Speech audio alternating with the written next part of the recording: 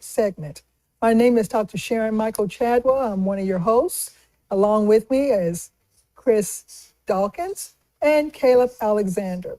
So we have a lot of topics to discuss during this segment. We want to talk about the Republicans for Harris and the punishments that they may be having. We also want to talk about the topic of the deportation plan and how that is going to be a rise for the private prison business. And then finally, we're going to talk about Stephen A. Smith and his attack on Michelle Obama as well as Oprah Winfrey.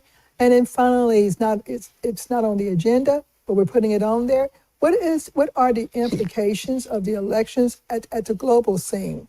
So we're going to go ahead and talk first about Republicans for Harris. This is real interesting in that the MAGA team is about to file an FEC complaint against Republicans for Harris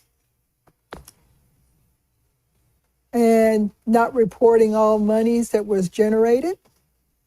So I don't know how they know that, but there's going to be some punishment for the Republicans for Harris. What are your thoughts about that? I don't think it's going to go anywhere. That's just a threat? Yeah, that's a Harris campaign issue. I don't know a damn thing about Republicans other than what my father used to say. The best Republican is a dead Republican.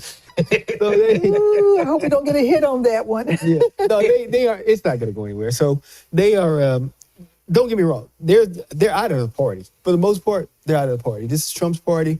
Them coming out and voicing opposition to Trump just means that they aren't going to go. They can't come back. They can't come back. They're not invited to the Republican cookout no more. How that's going to affect people like George Will, who is a Republican icon and who still has a powerful voice and a powerful magazine, is something else to be seen. With somebody like George Will, they may be a little bit of kiss and making up because they're going to need conservative columnists. Speaking about columnists, I know this is going to be totally kind of off topic, but one of the issues that was noted about the differences between the Republican and the Democratic campaign based in terms of marketing and media is that the Republicans have a strong media infrastructure. Mm-hmm. They've got Fox, they got Newsmax, mm-hmm. They've got several news outlets, and also social media sites. We talked about the manosphere, but they've got some strong social media sites to where there is a synchronization of messaging. Oh yeah, among the Republicans to where they had their message, and so we know that the Cheneys and others probably could not communicate that messaging because they voted. They stepped out and went to Harris. But the Democrats were never consistent on their messaging, mm-hmm. and so this is something they're going to have to work on. What is the message, and we need to be communicating it, globally. And their message was wrong anyway. You know what I mean? So what do Latinos? A staunchly Catholic population. When do you campaign about abortion rights to Latinos in Florida? It was a dumb message. It was a dumb campaign. Latinos are Catholic, and they do not support abortion, and they don't support abortion rights. And so if you look at it, the Democrats' campaign was about women's right to choose, which is not it's not a message that's going to resonate with those folks. And it was Trump is bad. And so even when Harris went on to Fox News, her entire message was Trump is bad, Trump is bad, Trump is bad. You know what I mean? And so that message, you aren't going to change Fox News viewers. You aren't going to change Republican viewers just by wagging your finger and saying Trump's bad. And so it was a horrible message. And as tacky as Trump was in his messaging, one of the things he said about Latinos, and I'm going to clean it up, was that they're going to have babies. Mm-hmm. No, yeah, he said that. He said it a different way. He said everything, and those folks didn't care. But the Republicans for Trump, they may catch a little heck for the time being, mm-hmm. Especially with some of Trump's folks saying they have ideas on how to handle them. Yeah. Because remember, a lot of people that these people were, I mean, my goodness, somebody like Dick Cheney, the godfather of the Republican Party. And then you had people like Mattis. And you had people who were, I mean, these people were respected generals, elder statesmen. There's very little blowback that Trump can, there's very little he can do to these people. Okay. So the January 6th commission, Republicans, be careful. Just be careful. Next on our list, this deportation plan. So we already know that a primary action that Trump is going to initiate is the deportation plan of close to 10 million folks. And this is going to be a very, very disruptive, folks. Personally, I hope I don't witness it, but it may be something to where we all may witness it directly or indirectly, depending on our relationships with undocumented workers. So one of the issues that we were discussing was the cost of this plan.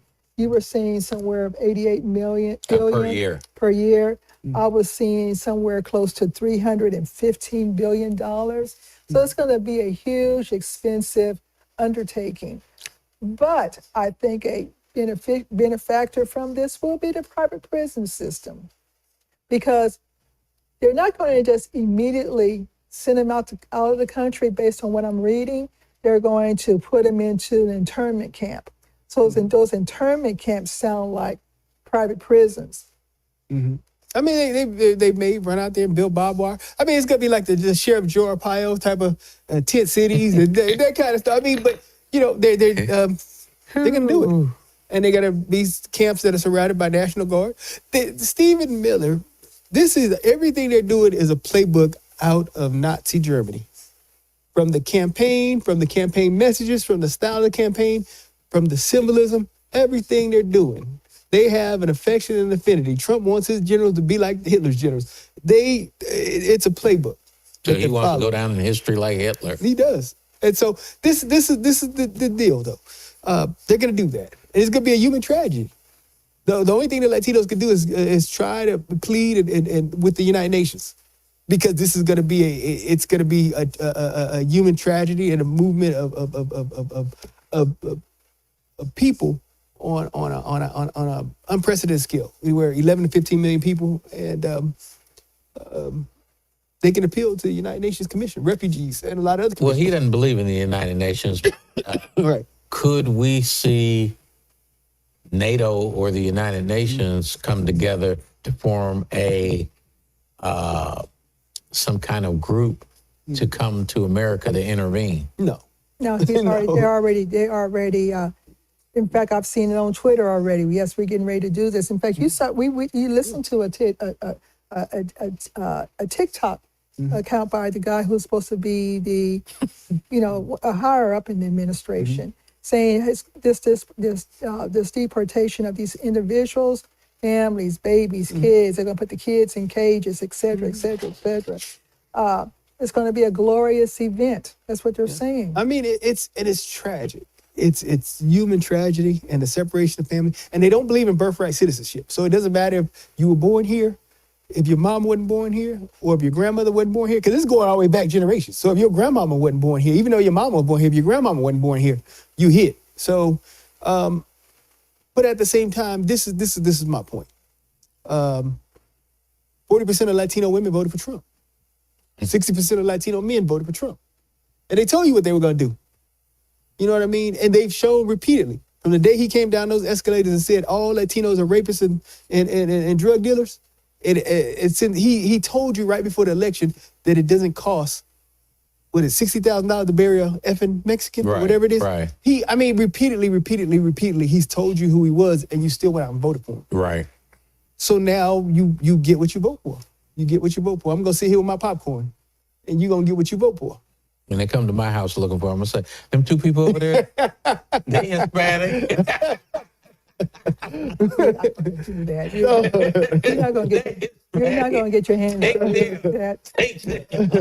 No, you get what you vote for, man. You know what I mean? You have this mentality about black folks, and you have this mentality about racial superiority or inferiority, and you want to align yourselves with people who don't want to be aligned with you.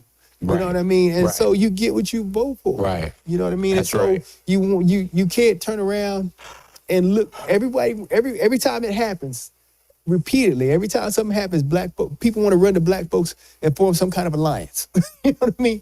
They always do it. You know what I mean? But no, this is a bed you made. This is a bed you're gonna have to sleep in. Right. And so you gonna have to talk to your own people collectively. You don't come to us. You know what I mean? 'Cause we not getting deported. So don't come to us. You should have had these conversations with your own folks prior to the election, and for years before this election, y'all should have been talking to each other. You know what I mean? As a community, you have plenty of organizations that y'all could talk to. Cisa Puerta and all the other LULAC and all the other. Y'all should have been talking to each other, and you should have made sure that this didn't happen. I don't care what you should have campaigned for Harris as hard as you campaigned for your own folks.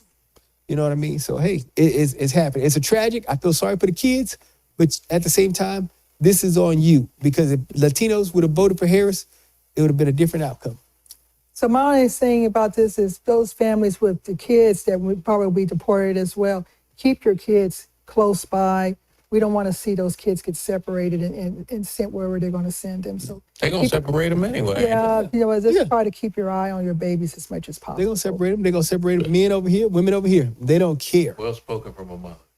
Well, you know, I just have a heart, you know, because they've already lost a bunch of kids from the last, you know, the people who were trying to come in, and no one can account for these missing kids, you know, already. So now I could see this thing happening over and over again. Yeah, no, they That can was multiply that. deplorable, the cages and stuff that his last administration put those kids in, especially down on the border in Texas and other places like that. It was deplorable. Oh, they ain't got to worry about it. Ain't going to be cages. It's going to be concertina wire and guard towers Oh, my. and machine guns. And it's got, like I say, man, Stephen Miller is pulling this straight out of 1939, Germany. But no, it is they ain't got to worry about cages no more. Cages were the nice thing, because cages were indoors with air conditioning. Now they're going to be outside. This is going to be done a Joe Arpaio style with razor wire in tent cities. And they're not going to ask you, are you from Guatemala? Are you from Honduras? They're sending them all back to Mexico. You know, based on what you're saying, I think that they might not have to worry about deportation. There might be a strong exit, you know, stage right going on. And we know we're talking about Latinos, but we also know that those Haitians up in Michigan or where, Right. you know, But see, but they probably Ohio. Now those jokers probably are packing up and probably trying to get into Canada. The ones who's eating the But dogs. Trump is the one who allowed them in. Trump is the one that gave them work visas and green cards. They don't have anything to worry about. So if No, y'all he's talking about reversing all of that. Trump, he's the one that let him in, because Trump is never going to admit he made a mistake. Trump would have to say, me doing this the first time was a mistake. And that is beyond his ability to admit that he made any kind of mistake. But see, you have to understand that I think he's going to give all of this to Stephen Miller. And Stephen Miller is going to say this is a mistake, can be reversed. So I still think that Haitian population in Ohio really need to think about it. You're close to Canada, you know, go on up there. We'll see. I mean, it's gonna happen. It's gonna happen. He said he campaigned on it. It was a campaign promise, and not only. And this is the tragic part. The Latinos said immigration was their number one or number two issue. Other Latinos. So it's the white folks with the immigration was the number one issue. So what about the Asians who are here undocumented? They're gone too? No. Because they got work visas from Google and Microsoft. They ain't going nowhere. Well, you know, no, lay on jokes aside. You've got a lot of undocumented, well, let's say taking care of that in California. Yeah, they safe. All the Asians and Indians are here on Google visas. So, Okay. they here for, Elon Musk is going to protect them. Because they here working for SpaceX and Tesla and everywhere else. No, those are engineers. Okay. So Stephen Smith, A. Smith, is riding hard on Oprah and Michelle Obama. And, I suspect that Stephen A. Smith probably did vote for Trump. No doubt. But he is riding hard, talking about that Oprah and Michelle alienated the black voters. How'd they do that? How'd they alienate them? Well, he just feels that they didn't, address their concerns and there was a lot of finger pointing and things like that. I think what Stephen A. Smith is really doing is trying to hit at Obama.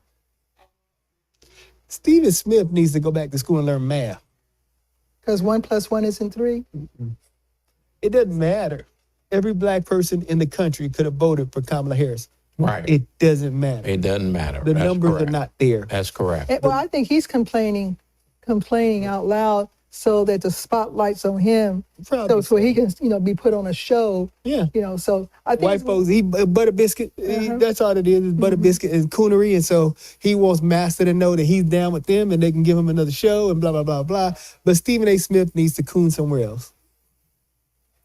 So let's talk about. I know it's not on the agenda, but what is the impact of the election on the international sector? Enormous. You have a president who has said he didn't care if Putin attacked NATO. You have a president who's already said that he is going to wind down the war in Ukraine, and there's no doubt he's going to settle this in Putin's favor. So you have millions of Ukrainians who have lost their lives. They've completely destroyed Ukraine. And Putin may not just be satisfied with taking Donbass now that Trump's in office. He may take all of it. He may try to take all of it. So NATO's been trying, the Biden administration, they're all going to try to Trump-proof aid to Ukraine.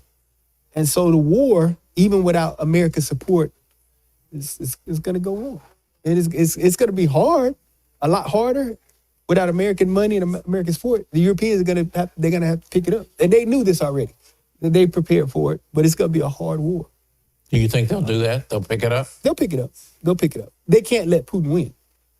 And so it's people are viewing this like, oh, this is Ukraine. No, this is about the international order, because you cannot have an international order where aggression is acceptable. tolerated. We can't have like a Germany, just rolling over Europe, You can't. down to Paris, You can't. etc. This is about the international order, and you can't have stronger countries invading weaker countries. And so this is a way bigger issue that's beyond, they can't let them win. And so this is also a message to China.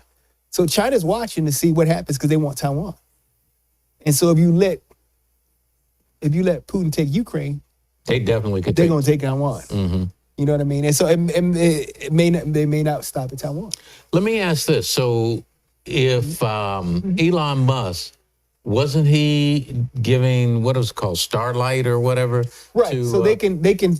But that was, who was he giving it to? So he was everybody. I thought he was giving it to Ukraine. It's everybody uses their satellites, Okay. even the Russians. Okay. So he can actually stop the Ukrainian Right. from using Using- the Starlink system. So basically what that is, it ends Ukrainian communications, guidance systems for drones that are using there for guidance, the satellites, everything, the satellite guided weapons.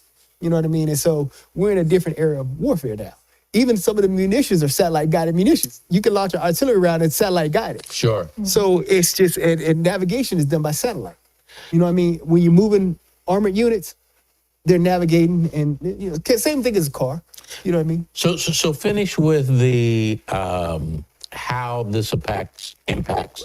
Right. So again, it's the global impact is one, losing Ukraine.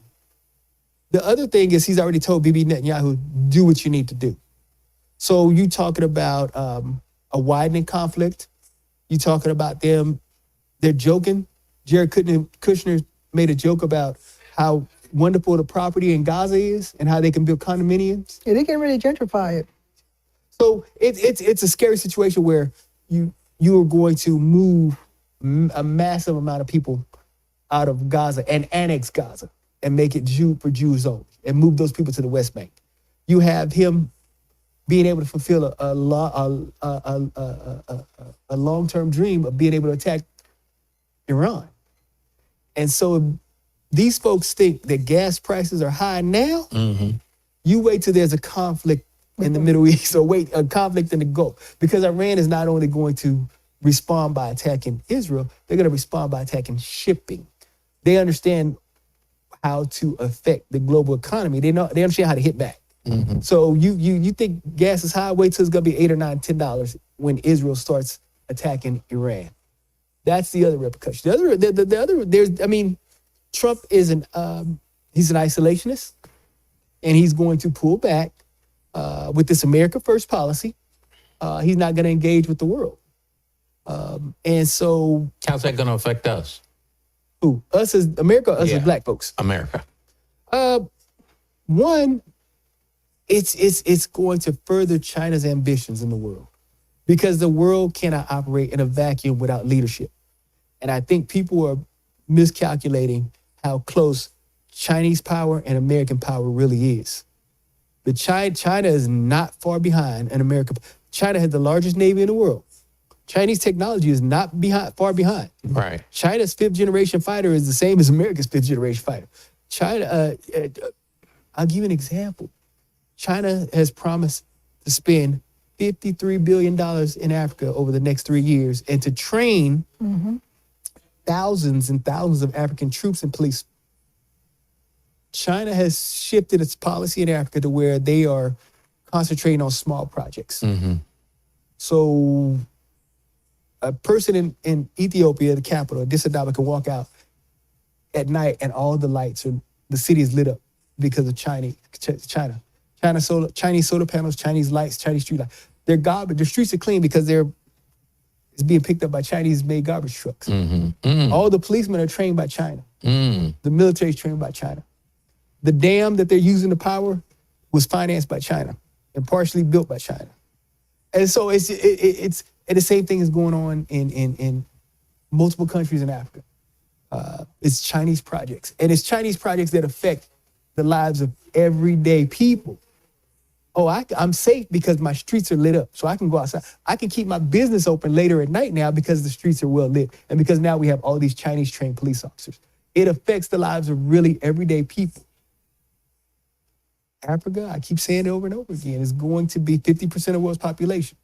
You lose 50% of the world's population to China, you're done. You don't have to worry about taking down the Confederate statues. You're done anyway. This country's done. So it's going to have real world global implications. Not only that, but again, with every other move that China's making, not just in the Pacific, but on the economic standpoint. I know we talked about American currency and BRICS and all that kind of stuff. All that stuff is moving forward. So if America pulls back from the world, China is surging forward. All that territory America's leaving behind, China's taking it over. You know what I mean? And so, yeah, China's happy. Right now, BRICS controls 40% of the world's oil. 40%. And as more countries join BRICS and seek Chinese leadership, that number is going to increase. So anytime China wants to cut the oil off and play with America's economy, it can do so. Anytime China wants to call in America's loans, it can do so.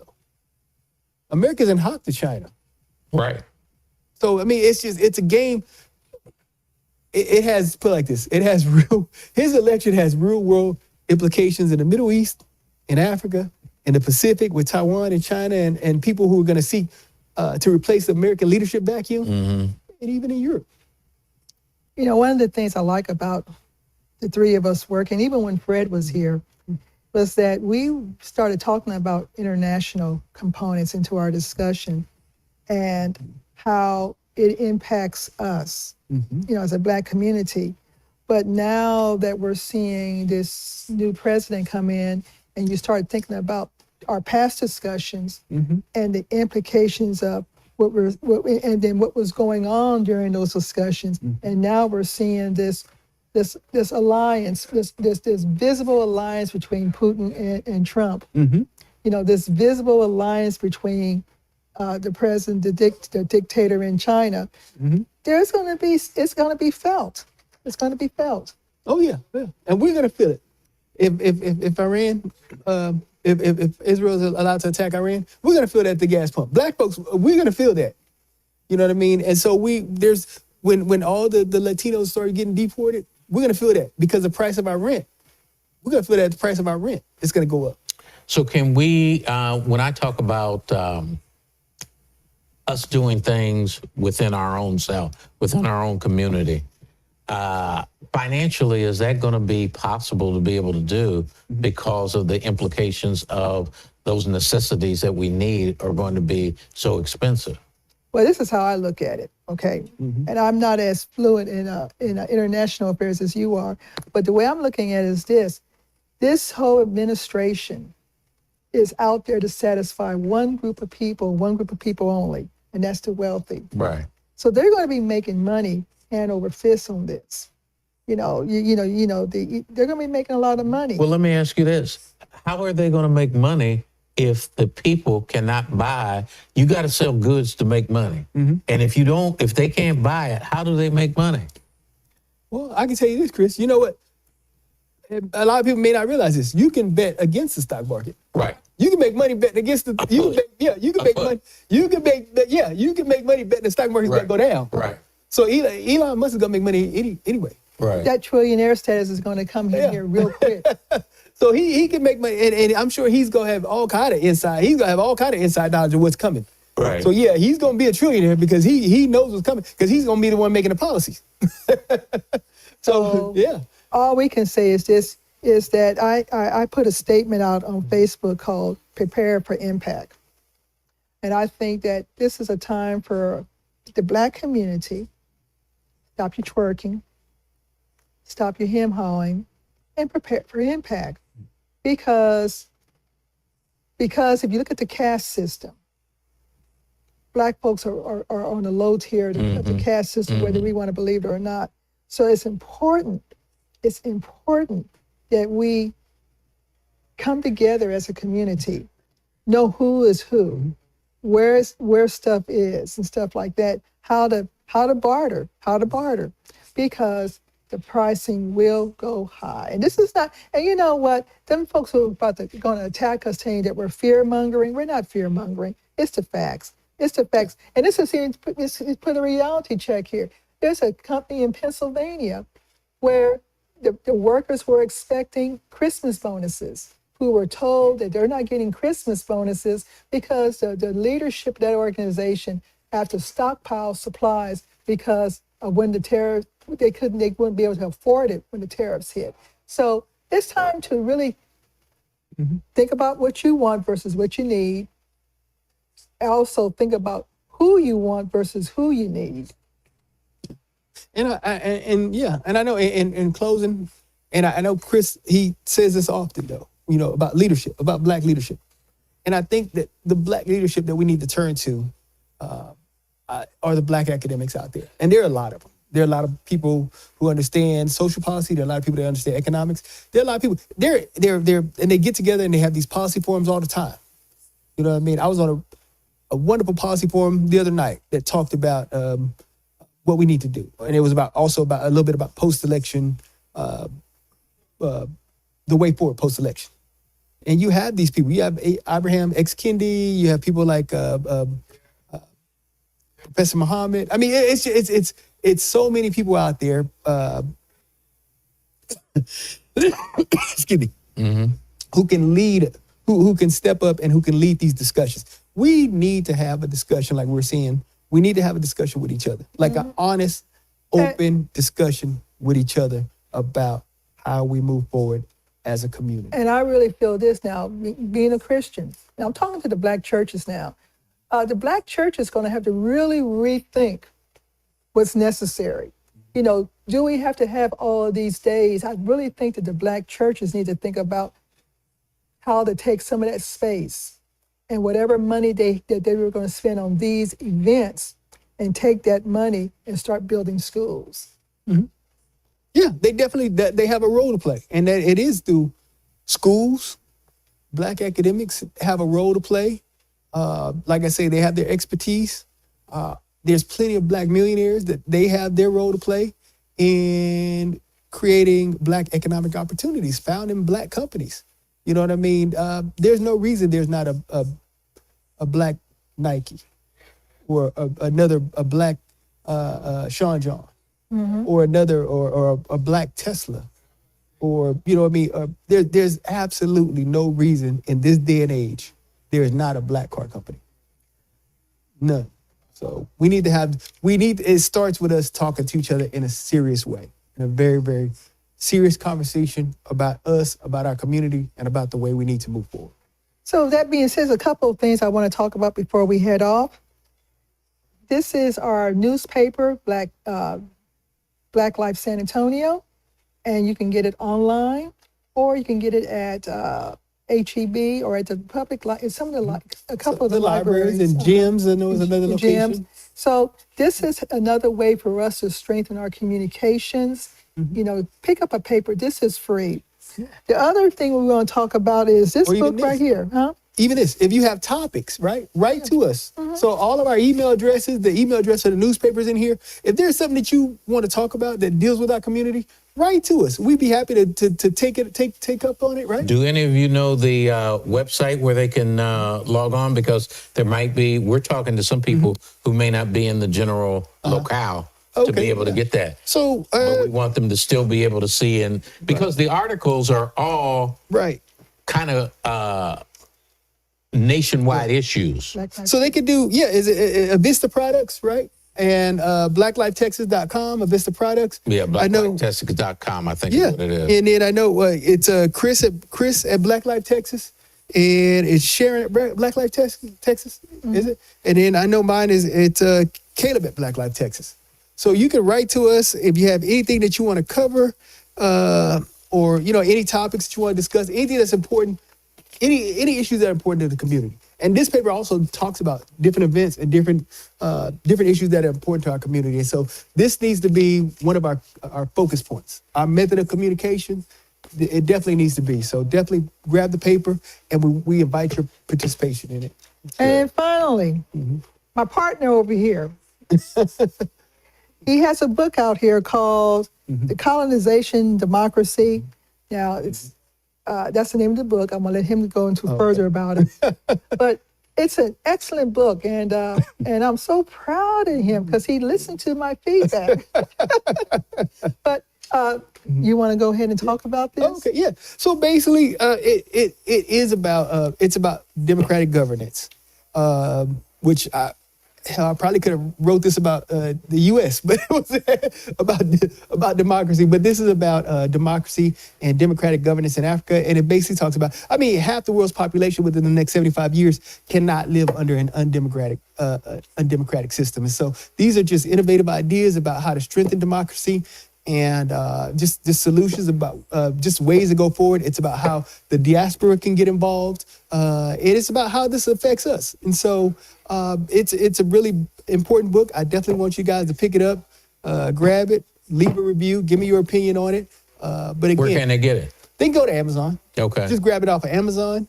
And it's available in paperback. It's available in Kindle. If you want to read it on your telephone. But again, it's a very important book, and it talks about what democracy is and the essence of democracy, and how there have been democratic systems in Africa from the beginning of time. And so don't buy in to the BS that democracy is an invention of the Romans or the Greeks, because we've had inclusive, participatory governance systems in Africa from the very beginning. Yeah. And so this is what this talks about. We talked about this paper real quick again. We have Black Life Texas San Antonio. We also have Black Life Texas Austin.